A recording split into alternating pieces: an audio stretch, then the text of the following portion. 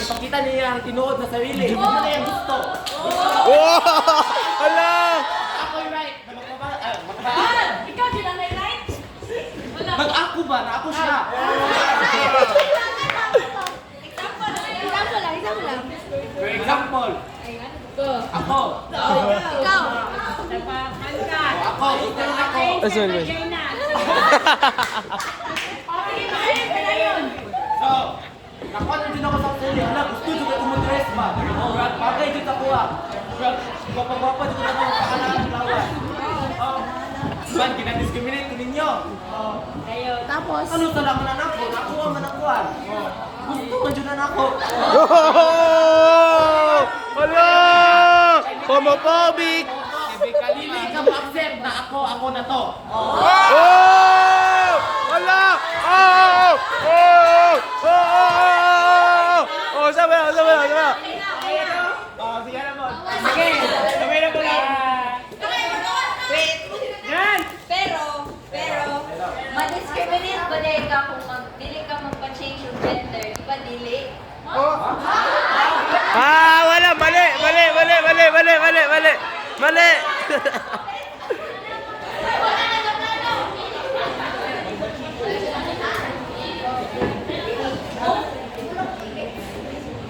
Yawan mo nag-meeting daan. Kalimot ba? Meeting man pinakot. Ano yawan mo nag-meeting? Sige. Di ba ka ba discriminate ko? Wala may magtugnaw. Uy! Di na lagi magtudlo. According sa Genesis, bawal magpalit na kasarian. According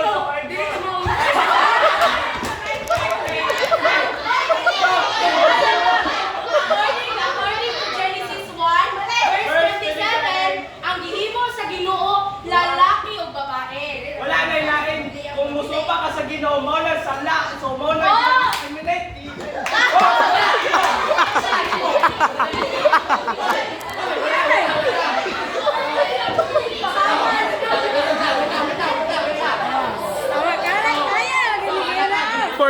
Five versus one. Wala ka sa lagi. Ano ba? Ano mo ng mga open racist na, mga black?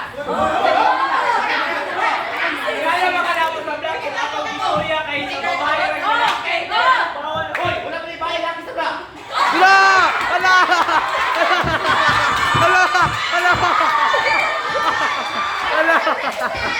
Hala!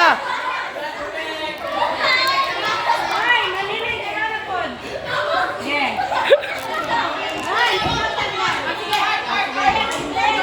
Bagon niyo ni dancing. Art, oh.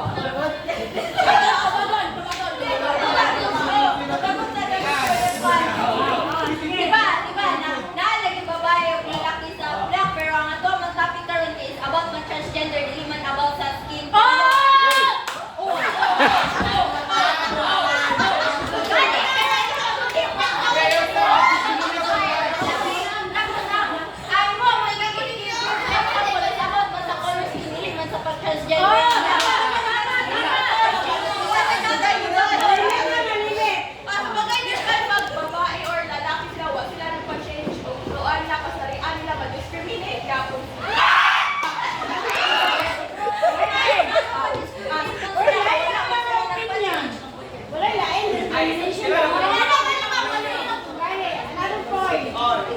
Discrimination, dala mo mag-anak.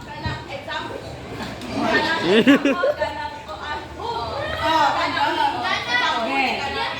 Like example, like babae din sa discriminate sa babae na ikuan.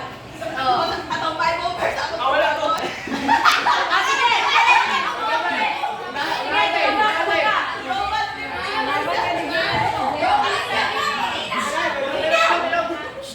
Accept one another, then just as Christ accepted you in order to bring praise to God. Wala man sa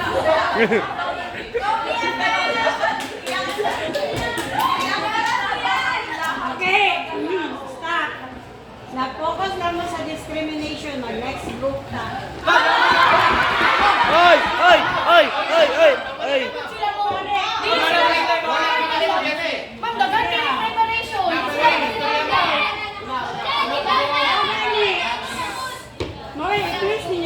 hapon, mingon na kayo kuno, nagbalik-balik na mo. Sige. Ay, dapat i-first.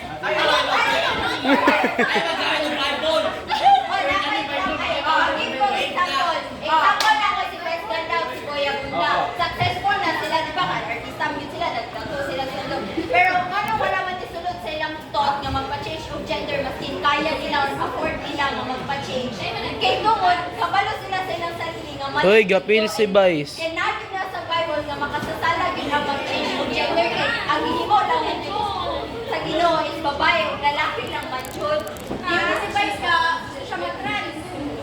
Wala din siya. Wala din siya pugon niya na wala din siya nag-isip kaya nagan sa iyang utok dili siya magpa-change tungod makasasala.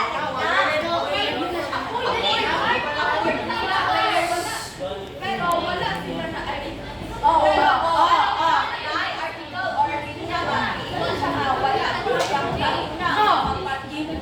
Uy, interview naman daw. Mansya na.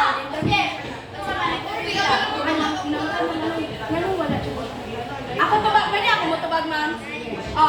Unsa ang interview sa iya? Katulad ng pag-interview sa iya, interview siya.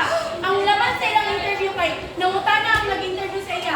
Wala ba ni ka sa imong una-una nga magpapalit kog kasarian kay like anak kilala mo ka sa showbiz, kilala ka bilang gay, ana-ana. Pero how come nga wala di ka nagpa-change sa imong, wala ka nagpaputang og breast implant, wala ka nagpa-change gikan sa from kanang male nga kanang imuhang sa ubos imuhang mo babae. Kabalo mo nga no, ang iyang tubag ana siya ka dili siya sa iyang ang nag-interview sa iya ka dili siya magpapalit og iyang kasarian nga no kay mutuo siya sa Ginoo.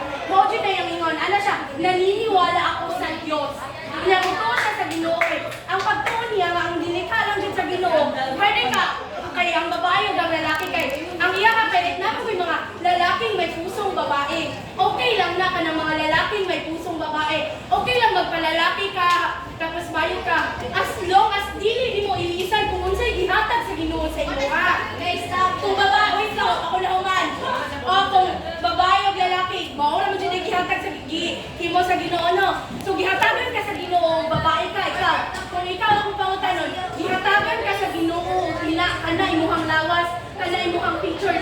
Gusto pa ba nimo na usuon? Wala pa ka nag-grateful sa Ginoo nga ingala ang gihatag sa imuha like nindot na kayo ka gihatag na niya sa imuha kay naa siya purpose, naa siya tumong ngano gihatag na niya sa imuha. And then ngano imuha pa bang usuon kay dili ka satisfied. Therefore, dili ka satisfied sa Ginoo, kay dili ka satisfied sa iyang gibuhat sa imo. Pero, di ba, na yung mga atheist?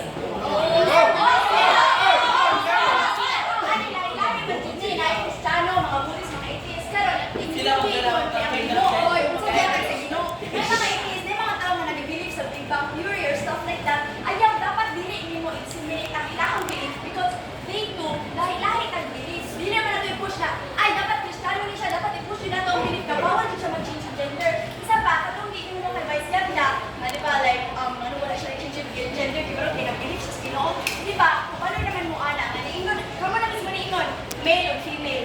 Si Vice, dili siya either male or female. Gay siya. Oh, pagpapalit ka ng kasarian na itong Yani, pero, mo na Japon, dili na Japon na siya straight, dili Japon na siya. Oh, okay. Inyong belief sa Bible, nga dapat male o kuhan ka siya sa kanang right, inyong gina-consider ka siguro.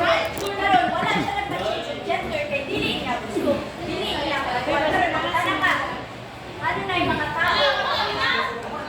Ano na yung mga tao? Tabagon ta ka. Wait lang! Ano na yung mga tao nga gusto ma-change ng gender? Bakit sa mong giingong last time, Julie? Imagine yung mga tao nga. Kaya mo nga, lalaki kasi babae or something like that. Pero silang mga tao, ilang mga urge, so strong, ang gusto nila i-change ang ilahan ng kasarian. Something na opposite sa ilahan. Mauna ang reason kung nag-change sila. So ako ha, okay man, anak ko nga, okay ra maging lalaki na may pusong babae. What we're talking about is pagpapalit ng kasarian, transsexual, not transgender. Hala, mamaak na siya. Saka ng mga lalaki, yes, pagpapalit ng kasarian, therefore you are wrong. You are wrong.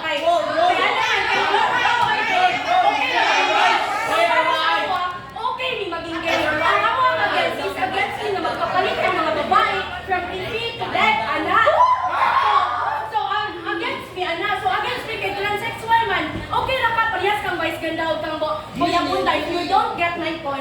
lalaki sila na may pusong babae, yat wala sila nagpa-change sa ilang kasarian.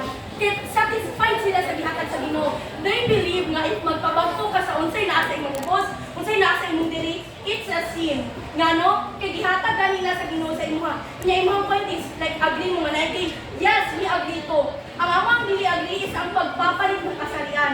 Kaya ang pagpapalit ng kasarian is a greatest sin. Kaya kanang mo nang gihatag sa Ginoo, then why ka how